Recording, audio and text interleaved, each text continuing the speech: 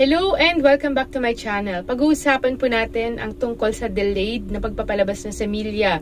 So, kondisyon po ito ng mga kalalakihan na kung saan nagkakaroon po sila ng problem sa part po ng mga mag-asawa dahil kapag every time na sila ay nagdudu or nagko-contact na magdalawa, nagkakaroon po ng distress, frustration, pagod na sila, hindi pa rin lumalabas yung semilya ng lalaki. At minsan naiirita na or nawalan na po ng erection or nag-request na po yung partner na tama na kasi ang tagal. So, ito po ay isang kondisyon na tinatawag na delayed na pagpapalabas.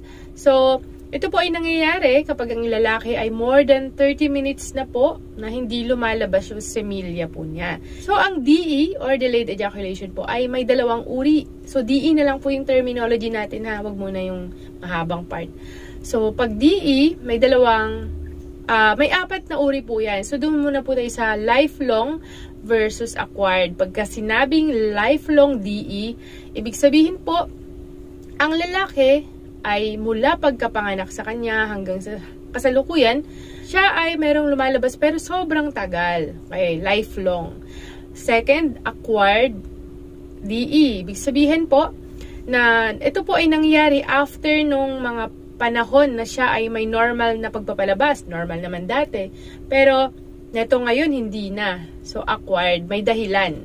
Doon naman po dahil sa generalized versus situational. Pagka generalized, kahit na sino pa yung kanyang kapartner sa pakikipag-contact or kahit anong paraan, talagang delayed. Pagka sinabing situational, may pangyayari or may dahilan kung bakit nagkakaroon po ng delay. Example, sa kanyang misis, na-delay siya ng pagpapalabas. Samantalang, nung siya sa kanyang kabit or sa kanyang extra partner ay hindi naman. Normal naman yung pagpapalabas. So, situational. Ano po yung mga complications ng DE? Or mga consequences or bad effect po ng DE? So, una po dito, number 1, nagdudulot na po ito ng problema sa mismong tao na bumababa yung tiwala sa sarili. O kaya naman po, feeling niya, kulang siya, hindi siya sapat sa kanyang partner, kabiguan, or negative yung kanyang nararamdaman.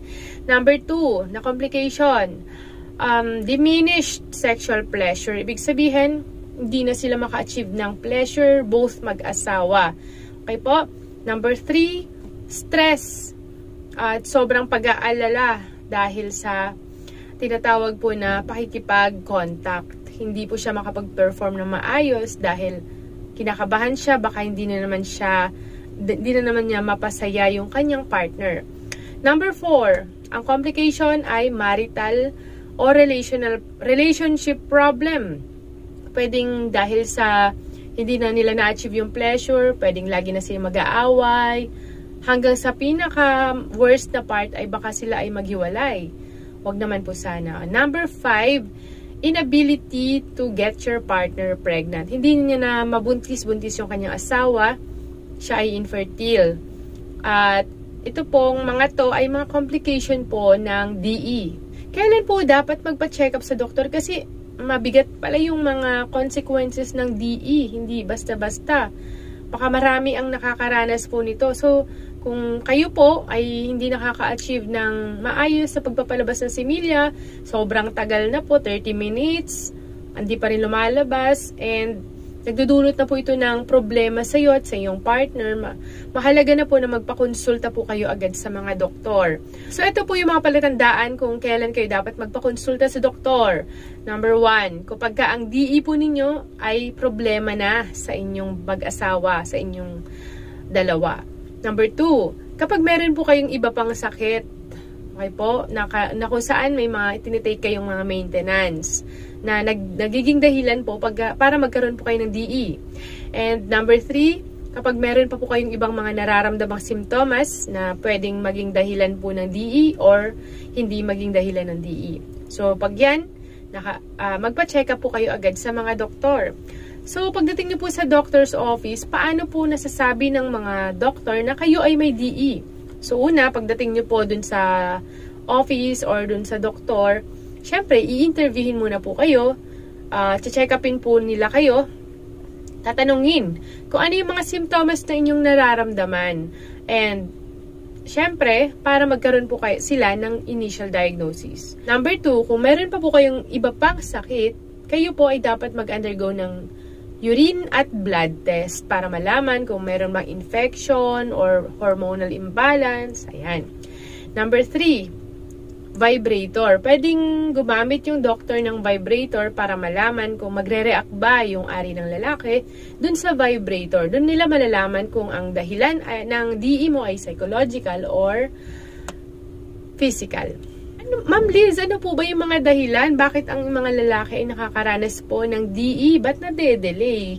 Okay, pwedeng physical po, pwede ring psychological. So, let's start with the physical causes muna po. Baka kayo po ay nagtitake ng mga medication, maintenance, para sa antidepressant, antipsychotic, blood pressure medication, o baka meron po kayong mga diuretic, pampaihi. Ang mga side effect po kasi niyan ay DE. Number 2, alak at pinagbabawal na gamot. Baka kayo po ay umiinom ng alak at nagtitake ng pinagbabawal na gamot. Number 3, hormonal changes. Baka kayo po ay meron pong mababang testosterone level. Number 4, hyperprolactinemia. Meron po kayong mataas na prolactin sa inyong dugo. Number 5, prostate issue. Baka may problema sa prostate, may infection, o baka naman tinanggal na po yung prostate. And number 6, nerve damage. Baka kayo po ay nakaranas ng stroke. Okay po? Spinal cord injury, multiple sclerosis, surgery, o kaya naman sobrang lalang diabetes. Lahat po ng yan ay nakaka-apekto po sa nerve and eventually makaka-apekto po sa sensation po dito sa inyong mga ari. Number 7, increasing age. Ibig sabihin, ang pagkakaedad, pagtanda, ay nakaka-apekto po or bumababa po yung sensation dun sa mismong ari ng lalaki habang sila ay nagkakaedad. Now, tapos na po tayo sa mga physical causes. Dito naman po tayo sa mga psychological causes.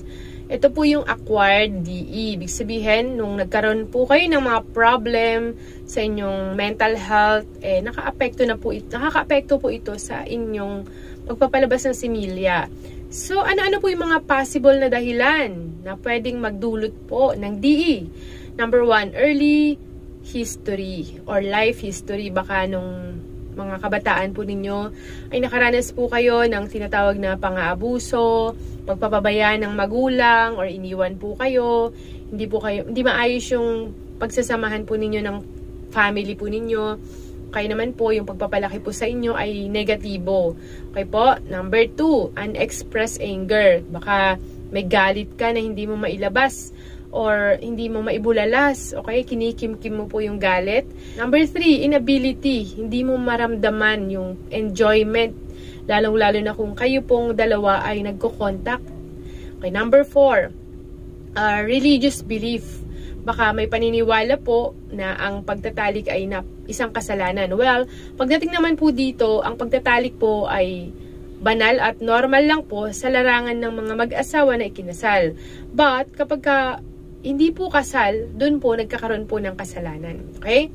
Number 5, takot sa kung ano-ano. Like, takot siya sa kapag nakakita po siya ng semilya or ari ng lalaki at babae, takot siya na baka masaktan po niya yung kanyang partner, takot siya na baka malagyan po niya na similya yung kanyang partner. So, lahat po ng mga uri ng fear na yan, nakakapagdulot po yan ng DE.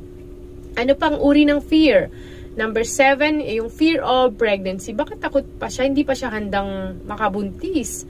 Kaya, yun, isang dahilan pa po yun para matagal ang kanyang pagpapalabas ng semilya. And may isa pong research na kung saan may mga kalalakihan po na inobserbahan at karamihan po sa kanila na mayroong DE ay nagsabi na okay naman, nakaka-reach naman po sila ng orgasm at pagpapalabas ng semilya kapag sila po ay nagsasarili, sila lang. Pero nung sila po ay nasa kanilang mga misis na, matagal, so wala. So, maaaring nasanay kasi yung brain po nila dun sa ganinong style, sa pagsasarili nila, tas may pinapanood pa sila. Nasanay po sila sa doon. Nasanay po sila sa ganong sistema. So, hinahanap-hanap po ngayon ng brain po nila. At yung brain po nila ang magsasabi na sila ay dapat na magpalabas. Pero, kapag itong nakasanayan po nila ay hindi napantayan ng kanilang misis yung ganong mga style, maaaring maging dahilan din po ito ng delayed na pagpapalabas ng similya. So, Ma'am Liz, may gamot po ba sa ganitong DE? Yes naman po. So, nakadepende po ito sa dahilan ng DE po ninyo. Okay? Hindi po pare-pareho kasi ang gamutan dito. Kaya napakahalaga ang pagpapakonsulta muna po ninyo sa mga doktor. Example po, kung ang dahilan po ng DE po ninyo ay dahil sa mga iniinom po ninyo mga maintenance para sa mga antidepressant po ninyo, for example, ang mga doktor po ang magbibigay or magpapalit po ng mga gamot po ninyo. Pwedeng palitan po nila yung pangalan or yung dosage po ng gamot. Kaya mahalaga po, magpakonsulta muna po talaga kayo. Now, kung ang dahilan naman po ay dahil sa labis sa pag-inom ng alak, okay naman po sa pag-take po ng pinagbabawal na gamot, ang lunas po dito ay tanggalin ang yan. Tanggalin po lahat ng yan. Okay po? And kung ito naman po ay dahil sa sakit ninyo, so, ang mahalaga, ang dapat ninyong gawin is gamutin muna yung sakit po ninyo para po totally malunasan po talaga ang DE. Sino-sino pa po bukod sa doktor ang mga dapat po ninyong kontakin or pagpa-check-upan. So, dito po pupunta yung mga urologist, psychologist sa mental health, psychotherapist, psychosexual counselors, sex therapists, at couples therapist naman po para sa mga mag-asawa. So, ang successful na gamutan po para sa DE, para talaga malunasan na po yan, nakadepende po sa dahilan po ng DE po ninyo at depende po sa type or uri ng gamutan na ibibigay po sa inyo. Kaya sabi ko nga po kanina, ang bawat tao ay may kanya-kanya pong pangangailangan ng gamutan. Kaya mahalaga po muna ang pagpapakonsulta sa doktor. So yan, hanggang dito na lang po muna. Maraming salamat po sa lahat po ng mga may tanong. Comment nyo lang po sa comment section ng inyong mga tanong para mabigyan po natin ng kasagutan. Ingat po kayong lagi at mahal ko po kayong lahat.